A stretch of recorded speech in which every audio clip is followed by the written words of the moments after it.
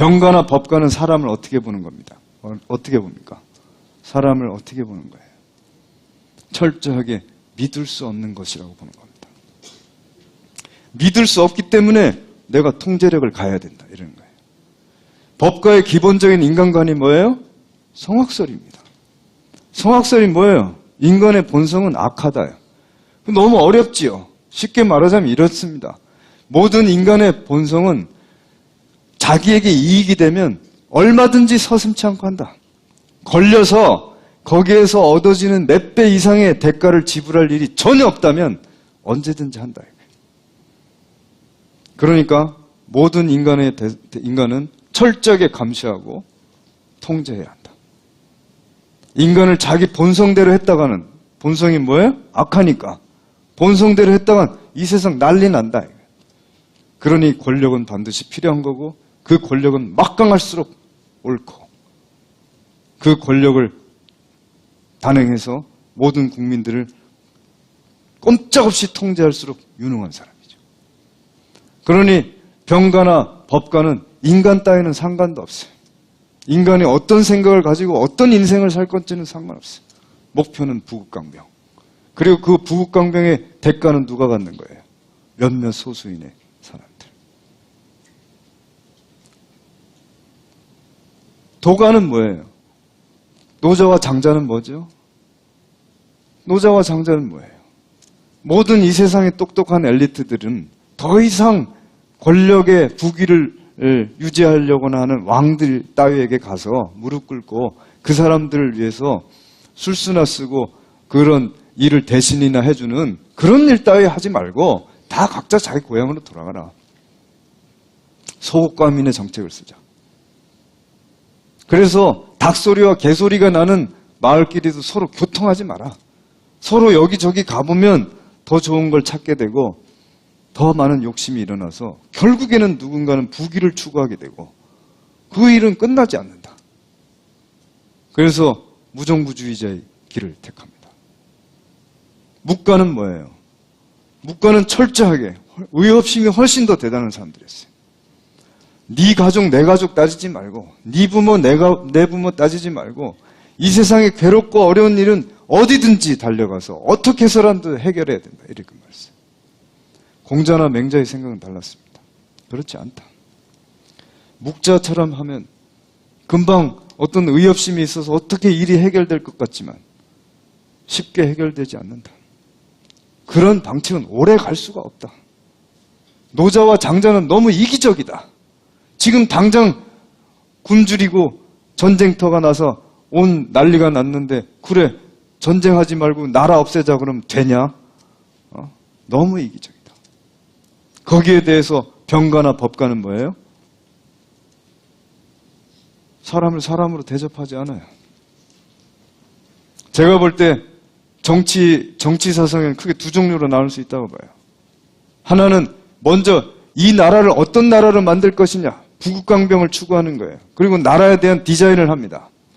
그리고 인간을 거기에다 맞춰놓는 거예요. 인간을 개조시키는 거죠. 하나는 그렇게 할 이유가 뭔데? 우리 하나하나가 잘 살기 위해서 하는 거 아니야? 그러면 인간이 누군지를 알아야지. 인간을 먼저 생각하고 그 인간이 잘 살 수 있는 나라를 디자인하는 겁니다. 거꾸로. 그 이전에 제자백가들은 어땠어요? 거꾸로 했어요. 먼저 나라를 디자인하고 사람을 맞췄어요. 공자와 맹자는 그래서는 오래가지 못한다. 인간의 본성에 맞는 가족, 사회, 국가를 만들어야지. 그래서 공자와 맹자의 다른 사상과 다른 점은 인간에 주목했다는 겁니다. 과연 인간이 어떻게 행복하게 살지? 이렇게 생각한 거예요. 그래서 이분들이 들고 나온 게 뭐예요? 공자가 그 세상을 평화롭게 만들기 위해서 두 가지의 캐치프레이즈를 들고 나왔죠. 하나는 어질인자, 하나는 예돈예자, 인과 예. 그럼 인이 뭡니까?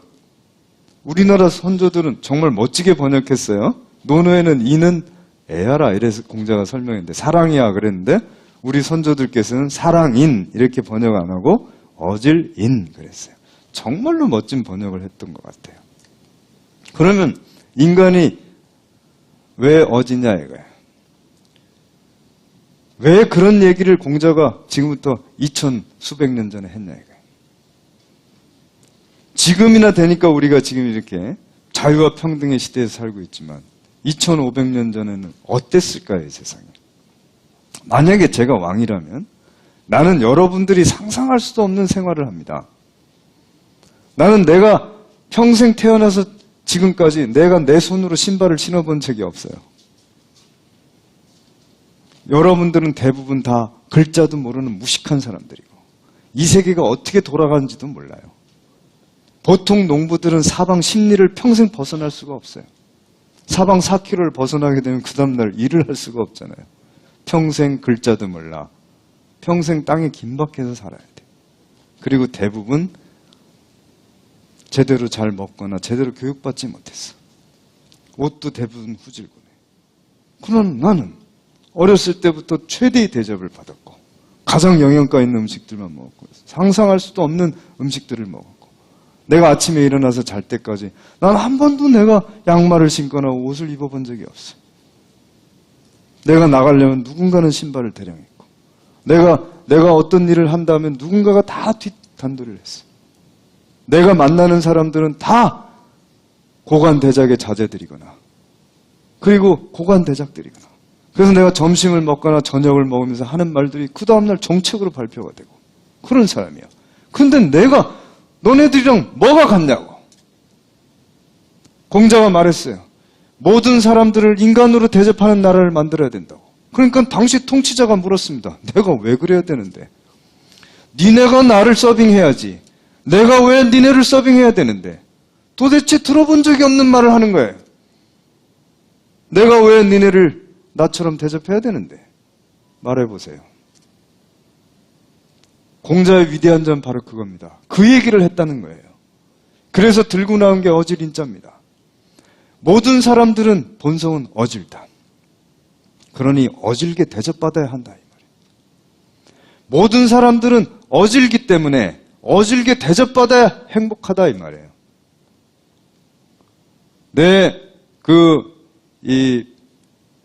이런 예를 들어보면 어떨까? 만약 장미는 햇빛을 좋아하죠. 그렇죠? 그 햇빛 있는 데서 키워야 돼.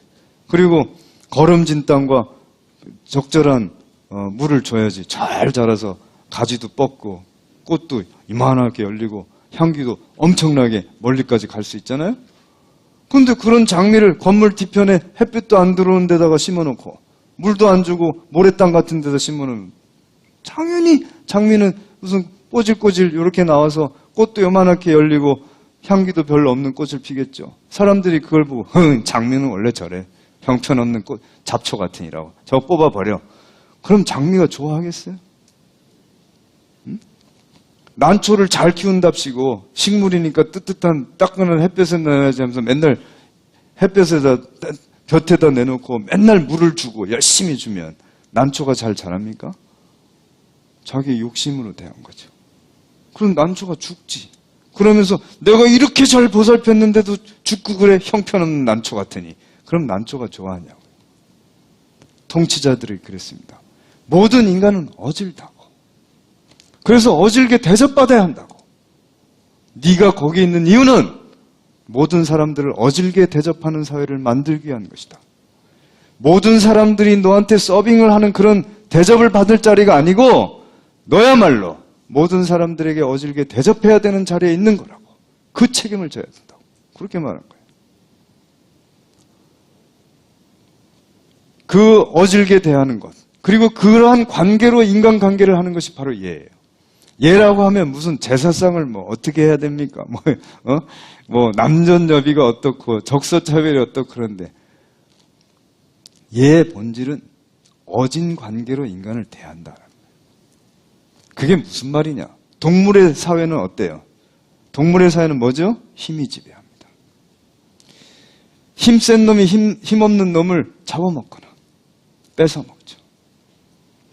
공자가 생각할 때는 그런 세상은 끝나야 한다고 보았습니다.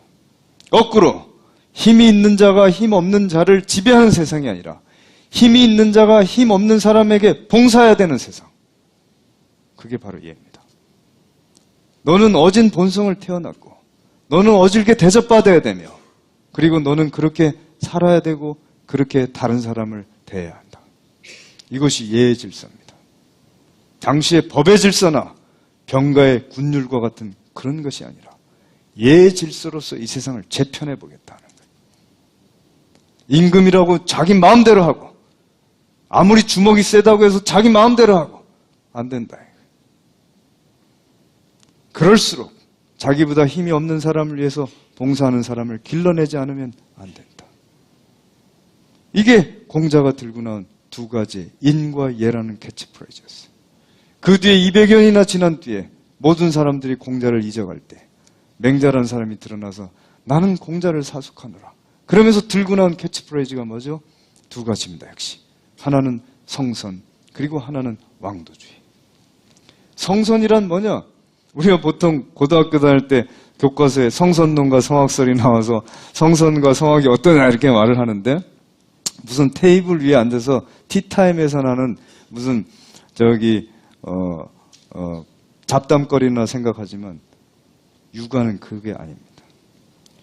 만약에 인간의 본성을 선하지 않다고 한다면 어떤 일이 벌어지는 겁니까? 그런 가운데 그 공명의 시기가 지나고 중국 역사는 또다시 분열되고 내전이 벌어지고 통합되고 하는 과정을 1000여 년 이상 겪습니다.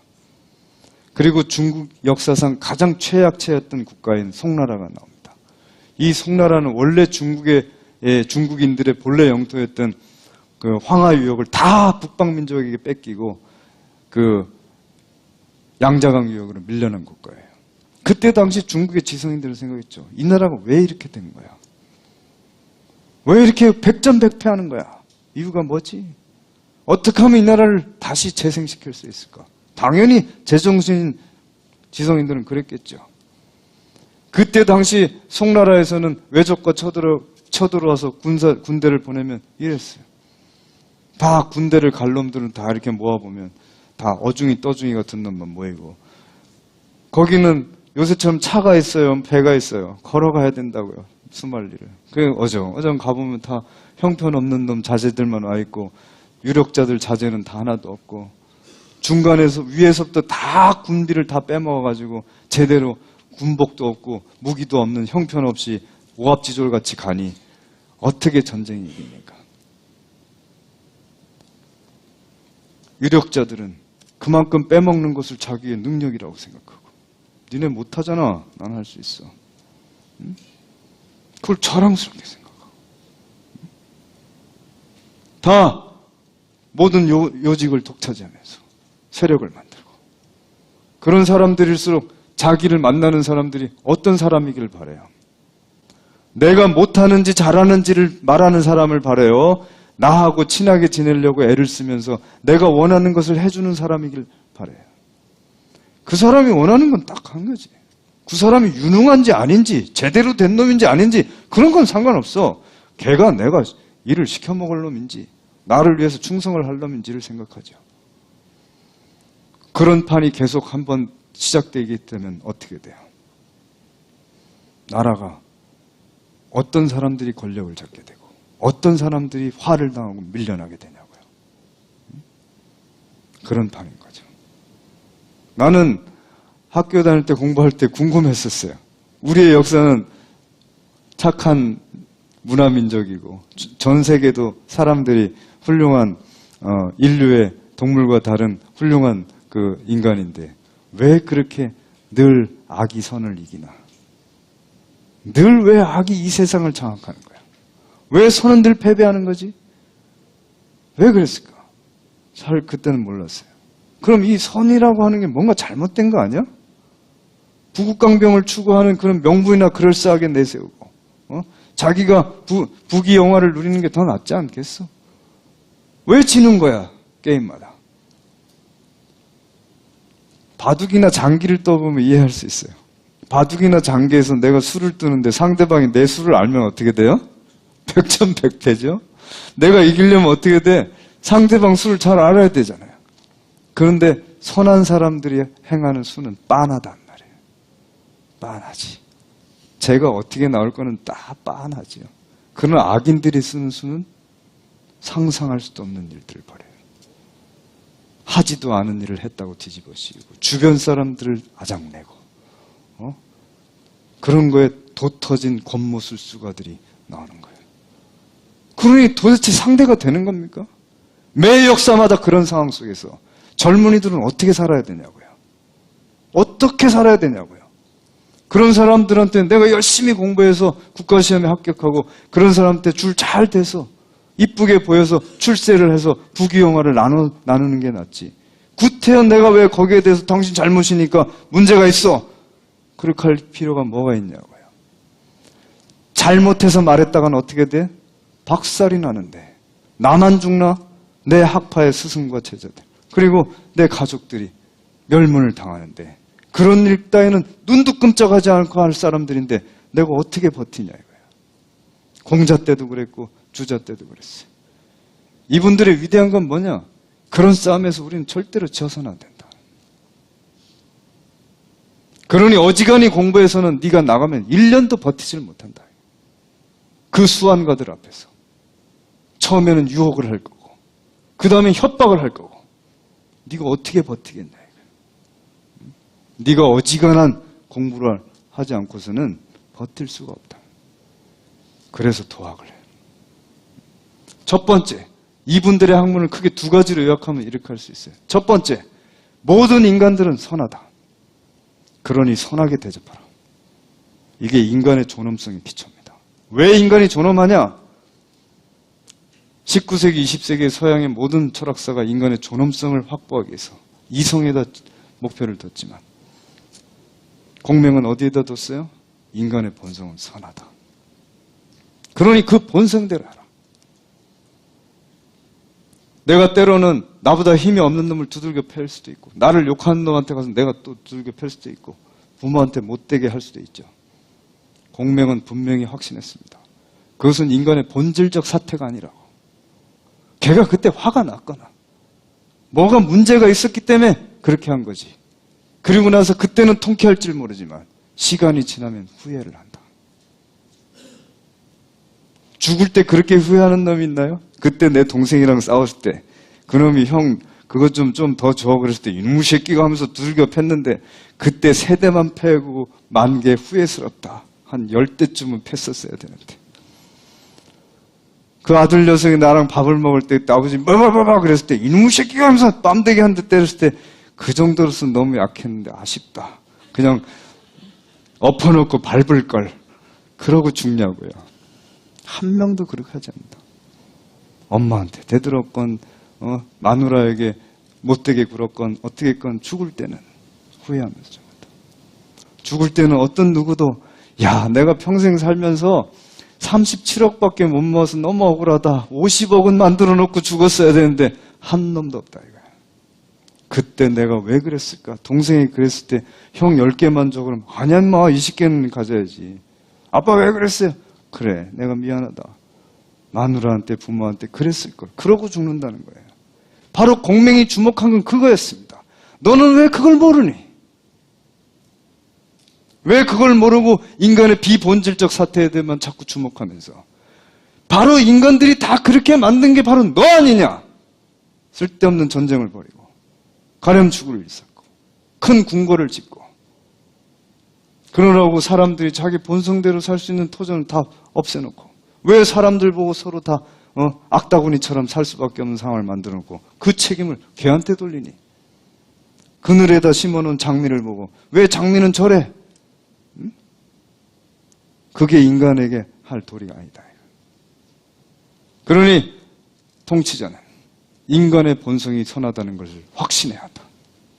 어떤 경우에도 인간에 대한 본성이 제대로 발현하도록 하는 것이 너의 임무라는 거예요. 모든 인간은 존엄하다. 왜? 모든 인간은 선하고 어질기 때문에. 그러니까 뭐예요? 그분들에게 있어서 성선설에 대해서 조금이라도 의심할 기미가 있거나 반대하는 것은 뭐예요? 사문난적이에요. 그건 도저히 용납할 수 없는 거예요. 그건 뭐지? 독재의 씨앗입니까? 그냥 티테이블에 앉아서 성선하라고 생각해? 성악이라고 생각해? 그런 문제가 아니란 말이에요. 두 번째는 뭐냐? 이 세상의 모든 사람들이 선하게 대접받을 수 있도록 봉사하라. 그런 세상을 만드는데 조금이라도 기여하라. 이게 유학서성의 크게 두 가지입니다. 바로 이 두 가지 점 때문에 한국의 수많은 선비들은 공맹과 주자, 우리의 스승, 우리는 그들의 정신으로 정치를 하고 그들의 정신으로 교육을 하고 그들의 정신으로 이 세상을 만들어가는 세상을 만들겠다. 죽고 나서 극락과 천당에 가는 게 아니라 바로 지금 여기에 이 세상을 그렇게 만들겠다. 그게 그분들의 비전이었고 꿈이었습니다. 바로 이것이 바로 한국의 정신사였고 선비의 정신이고 바로 이런 것을 도학이라고 하는 거예요. 율곡 선생은 두 가지를 분명히 이해하셔야 됩니다. 그분은 누구지? 도학자다. 도학이 뭐지? 인간의 어진 본성을 확신하고 모든 인간이 어질게 살아갈 수 있도록 봉사하라고 하는 학문을 하신 거야. 넌 자꾸 내 편 하니까 내 편만 옳아 보이고 저 편은 그러워 보이지만 그 두 가지를 다 볼 수 있는 그런 지혜가 필요하다. 그게 바로 율곡 선생. 이 시대와 상황에 맞춰서 옳음의 소재가 어디 있는지를 볼 수 있게 하려면 어떻게 된다고? 먼저 득중해야 한다고. 득중이 뭐죠? 내 어질고 착한 마음으로 돌아가. 앞으로 여러분들이 어디를 가든 전 세계 어디를 가든 율곡 선생, 퇴계 선생 자랑하세요. 우리는 그런 민족의 후손이라.